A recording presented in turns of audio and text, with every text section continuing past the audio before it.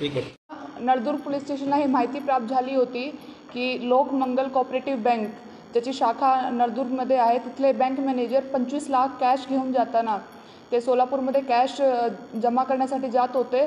त्यावेळी 2 लोकांनी त्यांच्यावरती हल्ला करून चाकूनी हल्ला करून आंखात डोळ्यात काही टाकून आणि त्यांच्याकडचे जे 25 लाख कॅश आहे ते घेऊन फरार झालेले आहे।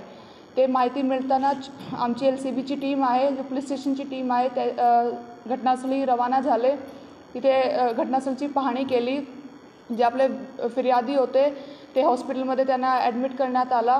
त्यानंतर जे रिजनल बँक आहे सोलापूरच्या त्यांची फिर्यादवरती आम्ही गुन्हा दाखल केला। गुन्हा दाखल केल्यानंतर गुन्ह्याची तपासामध्ये जे आपले फिर्यादी आहे त्याचे बॅकग्राऊंडची थोडी माहिती काढताना बाकी तांत्रिक माहिती घेऊन CCTV कॅमेरे वगैरे ते सगळं बघून आम्हाला जे विक्टिम आहे इथले नळदुर्गचे बँक मॅनेजर आहे त्यांच्यावरती थोडी शंका आली त्यांच्या बिहेवियरवरती आणि त्यांना अजून सखोल चौकशी करून त्यांच्याकडून तपास करून बाकी त्यांचे बॅकग्राऊंडची माहिती घेऊन असं माहिती पडली की ते थोडे आर्थिक कष्टामध्ये होते।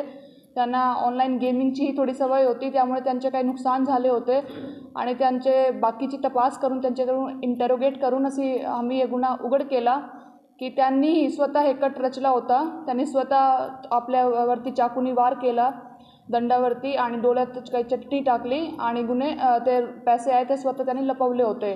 आता आम्ही गुन्हा डिटेक्ट केलेला आहे, आरोपी ताब्यात आहे आणि पूर्ण जे 25 लाख रुपये कॅश आहे ते जप्त करण्यात आलेलं आहे। धन्यवाद।